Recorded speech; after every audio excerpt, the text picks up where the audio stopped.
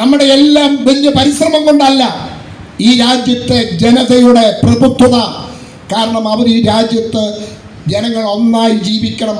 അവിടെ എല്ലാ ജാതിയും, ഹിന്ദുവും മുസൽമാനും ക്രിസ്ത്യാനിയും സിഖുകാരനും പാഴ്സിയും ജൈനനും ആദിവാസിയും പിന്നോക്കക്കാരനും എല്ലാം ഒന്നിച്ച് ഏകോദര സഹോദരന്മാരെ പോലെ ജീവിക്കണം എന്ന് ഈ രാജ്യത്തെ ജനത ആഗ്രഹിക്കുന്നു.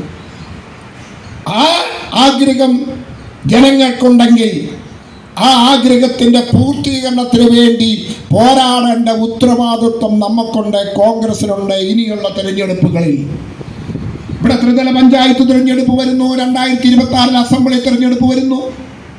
ആ തിരഞ്ഞെടുപ്പിലും പിന്നീട് വരുന്ന ലോക്സഭാ തിരഞ്ഞെടുപ്പിലൂടെ നമുക്ക് നമ്മുടെ രാജ്യത്തിൻ്റെ കഴിഞ്ഞകാല പ്രഭാവം, കഴിഞ്ഞകാല ശക്തി, കരുത്ത്, ജനാധിപത്യത്തിൻ്റെ ഉയർത്തെഴുന്നേൽപ്പ് ഈ രാജ്യത്ത് കൊണ്ടുവരണം. അതിൻ്റെ തുടക്കമായിട്ട് വേണം ഈ പാർലമെന്റ് തിരഞ്ഞെടുപ്പ് ഫലത്തെ നമുക്ക് ചൂണ്ടിക്കാണിക്കാൻ.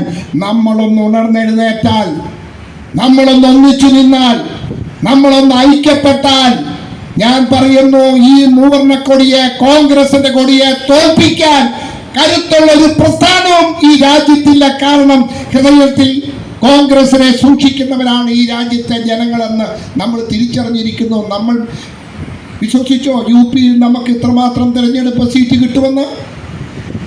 യു പിയിലെ പാർലമെന്റ് തിരഞ്ഞെടുപ്പ് ഫലം കണ്ടപ്പോൾ നമ്മളെല്ലാവരും വിചാരിച്ചത് BJP തൂത്തുവാരുമെന്ന.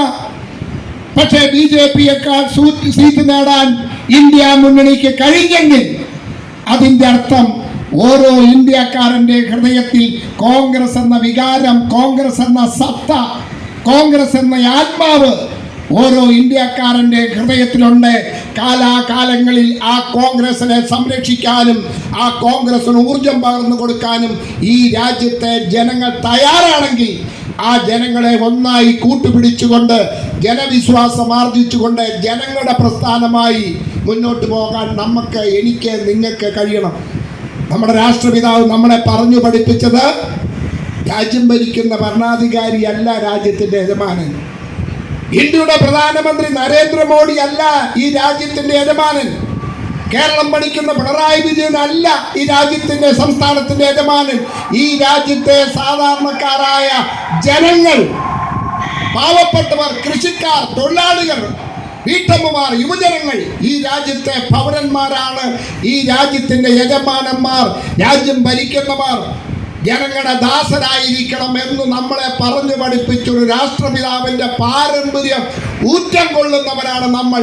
ആ രാഷ്ട്രപിതാവ് ഇന്ത്യൻ നാഷണൽ കോൺഗ്രസിനെ നയിച്ച, ഇന്ത്യൻ നാഷണൽ കോൺഗ്രസിന്റെ പ്രസിഡന്റ് ആയിരുന്നു എന്ന് പറയുമ്പോൾ പ്രിയപ്പെട്ടവരെ, ആ പ്രസ്ഥാനത്തിൽ പ്രവർത്തിക്കുന്നതിനേക്കാൾ അഭിമാന ബോധത്തോടുകൂടി ഏത് പ്രസ്ഥാനത്തിൽ പ്രവർത്തിക്കാൻ കഴിയും?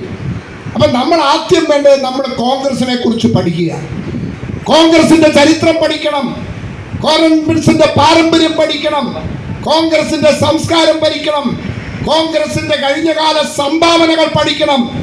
ആ പഠനത്തിൽ നിന്നും പുതിയ ആവേശം ഉൾക്കൊണ്ടുകൊണ്ട്, ഊർജം ഉൾക്കൊണ്ടുകൊണ്ട് നമുക്ക് മുന്നോട്ട് പോകാൻ ഈ സ്വാതന്ത്ര്യ ദിനത്തിന്റെ ഊഷ്മളമായ ഓർമ്മകൾ സഹായിക്കും എന്നുള്ള കാര്യത്തിൽ യാതൊരു സംശയവുമില്ല.